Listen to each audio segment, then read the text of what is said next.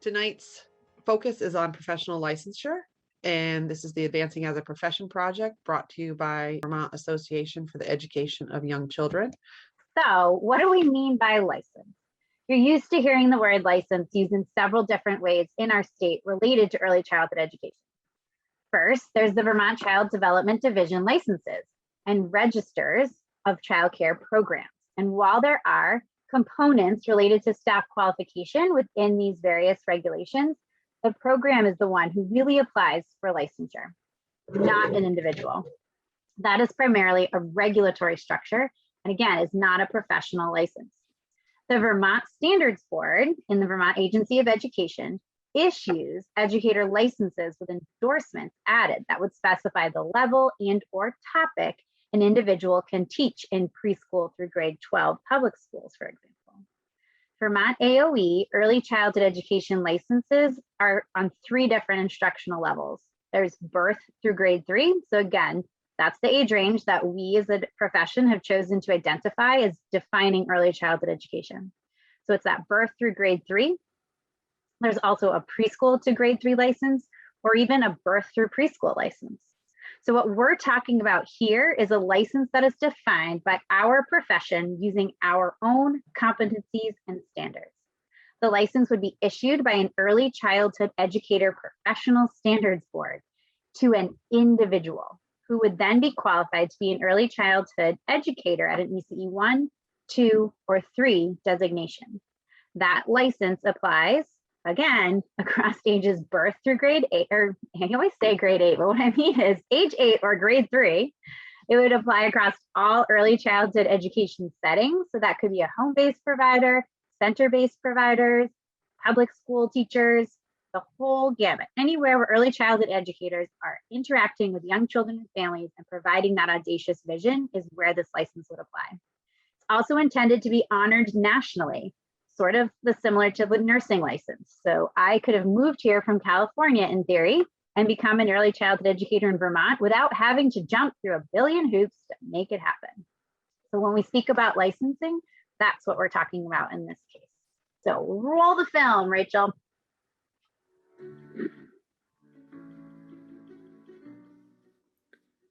Vermont's early childhood educators are working hard to make early childhood education the well-respected, well-compensated profession that it deserves to be. Piece by piece, the workforce has shown broad support for aligning with the unifying framework for the early childhood education profession and raising key Vermont-specific considerations in terms of how we identify ourselves, how we distinguish our roles, what preparation pathways look like, and how to set fair compensation. Now, it's time to begin to tie it all together. We know that experienced and prepared early childhood educators are the most important determinant of quality in our programs. No other factor is linked so closely to the best outcomes for our children. We need a system that identifies and prioritizes the role of the early childhood educator. So let's talk about licensure for individual educators as a potential path forward. What we are looking at is building a streamlined system in which all early childhood educators are individually licensed as an ECE 1, 2, or 3. Each individual license would apply across early childhood education settings, from birth through age 8, and ideally transfer across state lines. Right now, we have a fragmented system. Today in Vermont, many educators working in public schools complete a process for individual educator licensure, while home and center-based settings are registered and licensed as programs. Requirements for early childhood educators vary from setting to setting, program to program, and state to state. For those in the workforce, for preparation and training programs, for programs hiring staff, and for families looking for high-quality programs, the current fragmentation leads to inconsistency and duplication and contributes to the early childhood education staffing and availability crisis faced by our communities today. Here are some of those unintended consequences and how individual licensure may offer solutions. In a system focused on regulatory compliance, Families, businesses, legislators, and the public may not understand or appreciate the vast difference between babysitting and early childhood education. In a system built on a profession, the public understands the critical importance of early childhood education, and educators across settings are respected for their skills, expertise, and their role in our society. Without a clear path through individual licensure and role designations, there's no way to ensure educators who pursue education and credentials are appropriately recognized. A professional licensure system offers alignment between increasing qualifications and increasing compensation. Currently, there's no clear regulatory differentiation between seasoned educators with years of experience working with young children and their families and those just entering the workforce. This creates an incomplete picture for families learning about their options. So let's look at the blueprint for a new road. The unifying framework describes ways that individuals can enter the early childhood education profession by demonstrating how they meet the standards and competencies of the profession. For many, that will be completing an approved professional preparation program along with field experience. For others in the current workforce, there will be a bridge to professional licensure that honors their years of experience and expertise, co-created by Vermont early childhood educators, state leaders, and advocates. According to the unifying framework, this bridge might include flexibility that takes into account educators' significant experience and expertise, a phased-in timeline that allows experienced educators to continue to practice while fulfilling requirements, affordable, accessible, and adaptable pathways to achieve credentials for people active in the workforce. In a survey at the beginning of this project, a Vermont early childhood educator wrote, "We work hard to meet the demands of this job. Education, regulatory compliance, not just anyone can do this job. It should be considered a profession." Not just anyone can do this job. Individual licensure is a way to consistently honor, measure, and reward educators over a career helping Vermont children play, discover, learn, and grow. What's the payoff for being licensed? Like, what is the rationale for an early childhood educator, any of us, to be professionally licensed as individuals? Well, it's an opportunity to be professionally licensed. Early childhood educators will be valued, respected, and recognized as professionals. As a licensed professional, you would earn professional compensation and benefits. There's repeating. As a licensed professional, you would earn professional compensation and benefits.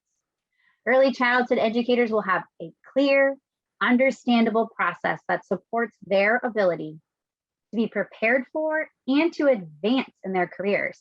This means higher education, colleges, and universities can provide the necessary pathways to help early childhood educators navigate the process with ease and less frustration. Families will also have clear information upon which to base their choices for their children. The public will have access to a simple and transparent early childhood education system, and as a result, there will be significant and sustained increases in public financing to move the profession forward. As the profession emerges, it will be possible and very, very important to begin to unwind some of the regulatory structures that now exist, freeing up some resources. Again, this is all about building a new system. As we know, our current system of early childhood education in our state has not been meeting the needs of our field. It's about unwinding and rebuilding a new system.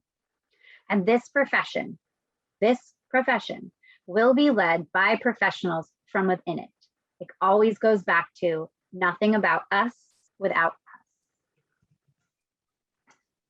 So, what does the licensure process look like? Well, the core expectation is that every early childhood educator will hold an individual license to practice based on a shared set of professional standards and competencies as outlined and determined with guidance by our field. Under new legislation and related policies and financing structures, licensed early childhood educators would be paid professional compensation, including wages and benefits.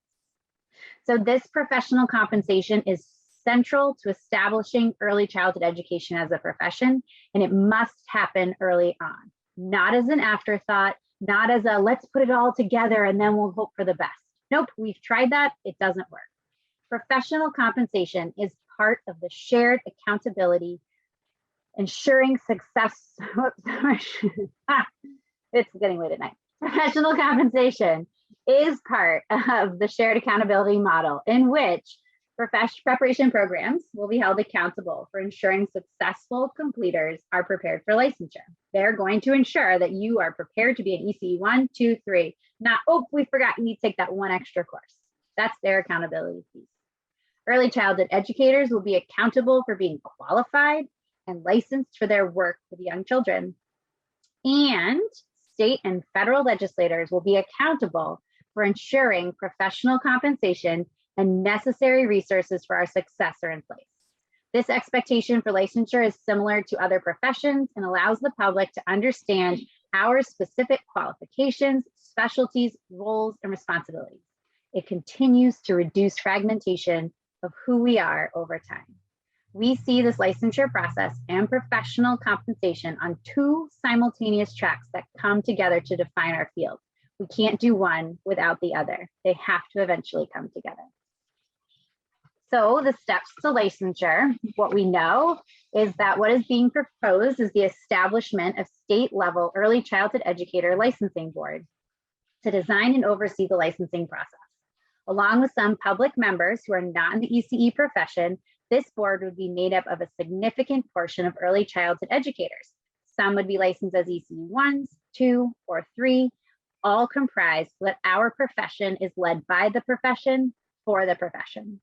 The steps to licensure would include completion of an approved preparation program, including required field experiences, passing a national assessment to demonstrate competencies, and then gaining a license to practice from that state board comprised of your peers. The assessment piece is something we don't know all the details about yet, and that as it's being developed by the National Professional Governance Board, that's just forming under the umbrella of NACE. However, we do know that the unifying framework says this about the word assessment. I know sometimes people get like test anxiety, so licensure assessments will have multiple measures. They'll be affordable and not reinforce cultural, gender, racial, or linguistic biases. And educators must have affordable, equitable, efficient, and high quality pathways to licensure. So what about the current workforce and all of their years of experience and expertise? We have heard this loud and clear from all of you. We understand that it comes up throughout our task force discussions and is a crucial component of the transition we're talking about, that bridge. So what we know is that the commitment in the unifying framework also embraces what the Vermont Task Force feels, that it must be done in ways that honor, recognize, and value the diversity, dedication, and lived experiences of our current workforce in Vermont. As such, it is crucial to the ultimate establishment of successful licensure process that results in professional compensation. For states need to simultaneously establish and implement policies that set aside the licensure process for some current educators for some period of time, as well as policies that offer flexible approaches to demonstrating competencies, such as credit for prior learning. So what does that actually mean? Well, each state would draft, propose, and pass legislation for a licensing process, including creation of a state board with a high number of early childhood educators on it. The intention would be to honor the experience and expertise of the current workforce so as we can create a transition for everyone who wants to pursue a license. The intention is to ensure an effective, diverse, well-prepared, and well-compensated workforce. Early childhood educators must have a significant voice in this process as it is our profession. We don't know for sure yet what that would look like, but during this time, it's really important that we start to dream about our future and wonder what might be. So some individuals may not need early childhood educator professional licensure to perform their roles. And who might that make sense for? Well, it might make sense for someone who's already licensed through the Vermont Agency of Education be working in a public school with children. It might look like for someone who cares informally for young children outside of a licensed setting, such as a babysitter, a nanny, a neighbor, or even grandma. It can also be applicable to a trainee or an intern or a student teacher who is supervised by an ECE 1, 2, or 3 that are working on their coursework and preparation program to become an ECE 1, but they're not quite ready for licensure. We also know that there's going to be a time period for that phase-in process that will honor our current workforce. We see this as how we are all going to get there together. This is that bridge analogy to the future as we transition into becoming a profession. So it might look like, I don't know, a temporary provisional license for experienced early childhood educators to continue working with young children in the same role while also completing some other necessary requirements for licensure for that role, which could look like assessment of prior learning. It could also be a transitional license, or maybe with a shorter specific period of time. And again, this could be 1 to 2 years, it could be 5 to 7. Those are the things we're sussing out.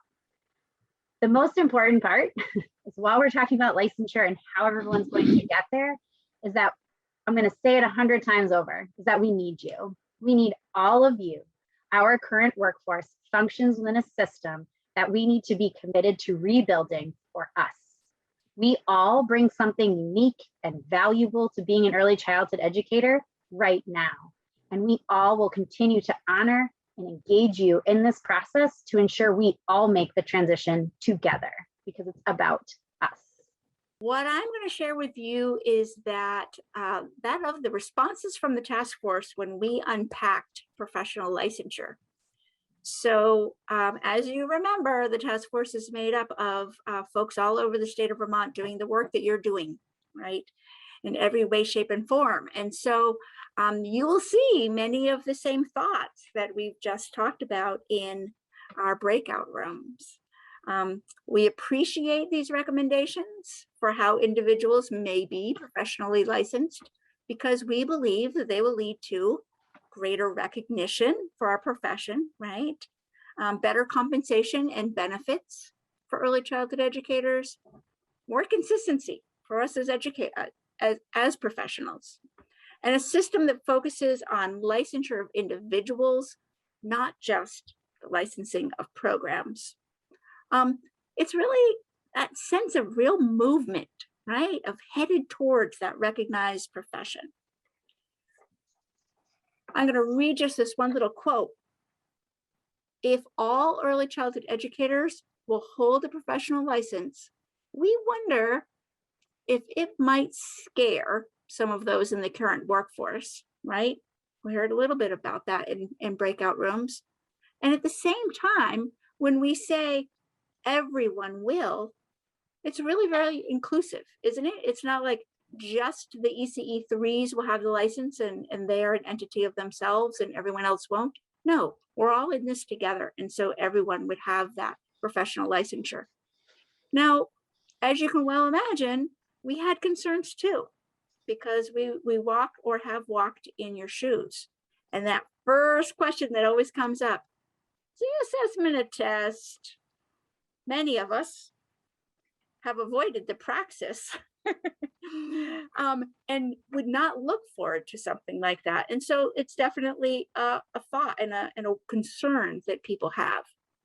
And also, what if I've been in the field for forever and a day? Am I going to need to do the assessment? Some who are reluctant to pursue professional licensure might actually feel pushed out. Remember, we don't want that, right? We're building that bridge. With the funds and infrastructure needed to pull this off, are we beginning to build buy-in yet from the stakeholders? I mean, remember, to get that public investment, we need public investment, right?